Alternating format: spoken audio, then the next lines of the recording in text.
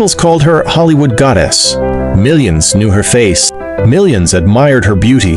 But behind the blonde hair, the famous smile, and the glamorous photographs was a woman who spent much of her life searching for something she could never quite find, a place where she truly belonged. Her name became one of the most famous names in the world, Marilyn Monroe. But the story of Marilyn Monroe did not begin in Hollywood. It began with a lonely child who had no idea that one day the entire world would be watching her. Marilyn was born Norma Jean Mortensen on June 1, 1926, in Los Angeles, California. Her childhood was unstable. She spent much of her early life moving between foster homes and institutions. Her mother struggled with mental illness and was unable to consistently care for her. Norma Jean grew up without the stable family life that many children take for granted. She later described her childhood as difficult and uncertain, and that uncertainty would follow her for years. She wanted security, she wanted love, and perhaps most importantly, she wanted to be noticed. At just 16 years old, Norma Jean married James Dougherty.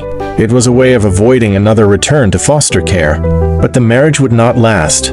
During World War II, while her husband was away serving in the military, Norma Jean began working at a factory. Then something unexpected happened. A photographer visited the factory. He noticed her. He photographed her, and suddenly, the shy young woman who had spent much of her childhood feeling invisible discovered that a camera could change her life. Her photographs began appearing in magazines, modeling opportunities followed, and Hollywood soon came calling. Norma Jean understood that Hollywood demanded transformation. She dyed her brown hair blonde. She changed her appearance. She changed her name. Norma Jean became Marilyn Monroe. The transformation was extraordinary.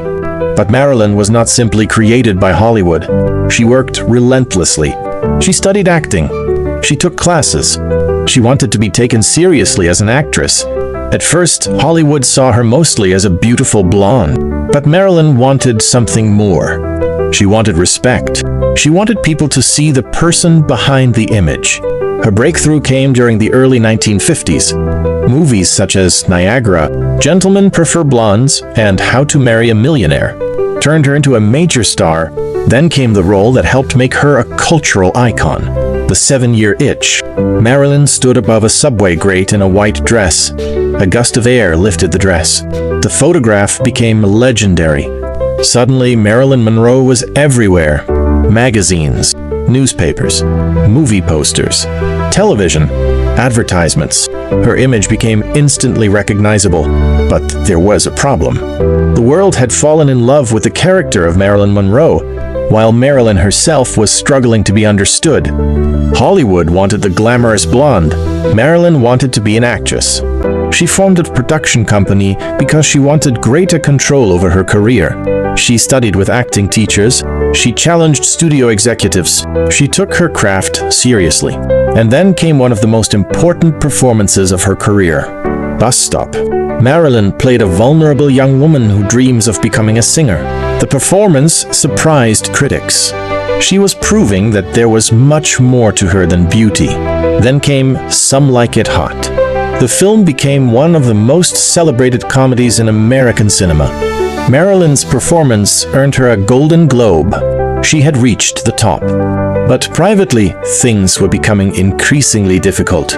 Marilyn's personal life attracted almost as much attention as her movies. She married baseball legend Joe DiMaggio. Their marriage lasted only months. Later, she married playwright Arthur Miller. The relationship attracted enormous public attention. For Marilyn, however, fame did not make personal happiness easier. She experienced intense pressure. She struggled with anxiety and insomnia. She became increasingly dependent on prescription medications. And the more famous she became, the harder it became for her to have a normal private life. Every photograph was analyzed. Every relationship became a headline. Every mistake became public. She was one of the most desired women in the world, yet she often felt profoundly alone. There was another tragedy Marilyn desperately wanted to escape. She wanted to become a mother, but her pregnancies ended painfully. The emotional impact was devastating. Meanwhile, the pressure of filmmaking continued. She was often criticized for arriving late to sets or struggling with lines. But those difficulties were not simply a matter of laziness. Her personal struggles were becoming increasingly severe. Still, she kept working. She wanted to prove that she was more than a Hollywood fantasy. She wanted her talent to survive after the beauty faded. Then came one of the most famous moments in American entertainment history. May 19, 1962. Marilyn appeared at Madison Square Garden for President John F. Kennedy's birthday celebration.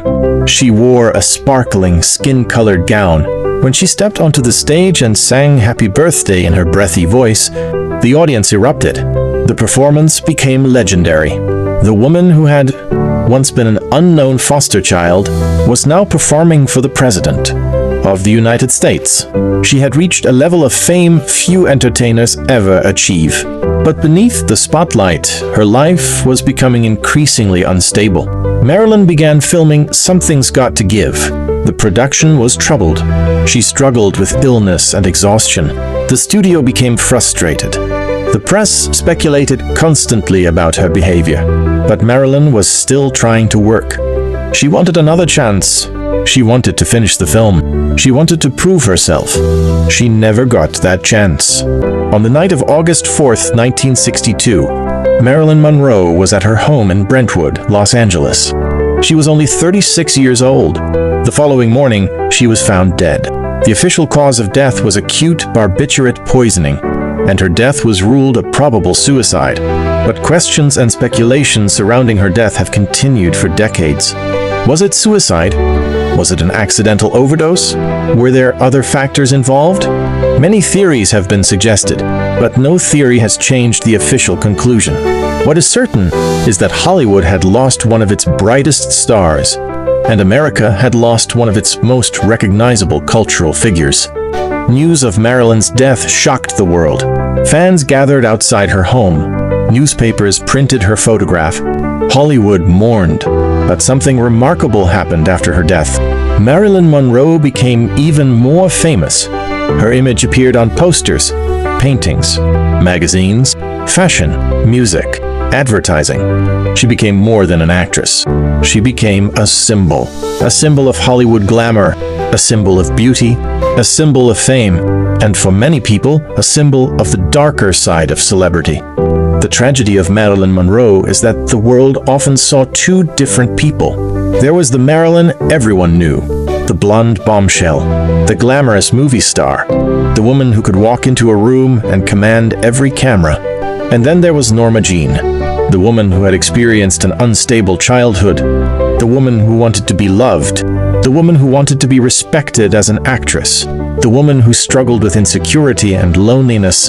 The world wanted Marilyn, but Marilyn wanted the world to understand Norma Jean.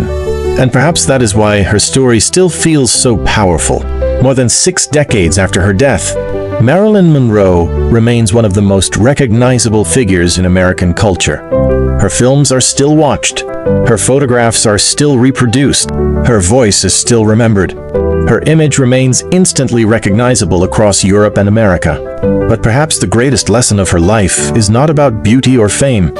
It is about the danger of confusing a public image with a real person.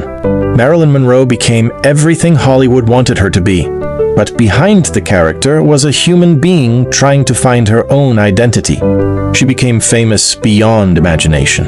Yet fame could not give her the security she had searched for since childhood. She became one of the most photographed women in history, yet privacy remained almost impossible. She became a symbol of desire, yet what she wanted most was something much simpler: to be loved, respected, and understood. Marilyn Monroe died at only 36, but her legend never died. Her life was short, her career was brief, yet her impact on cinema and popular culture has lasted for generations. She was not perfect. She was not simply the glamorous woman in the photographs. She was a complicated human being who survived an unstable childhood, conquered Hollywood, fought to be taken seriously, and struggled beneath the enormous weight of fame. That is the woman behind the legend, Marilyn Monroe, a Hollywood icon who became immortal long after the cameras stopped rolling. If you want more stories about the extraordinary people who shaped our world and our culture, subscribe to Legends Archive.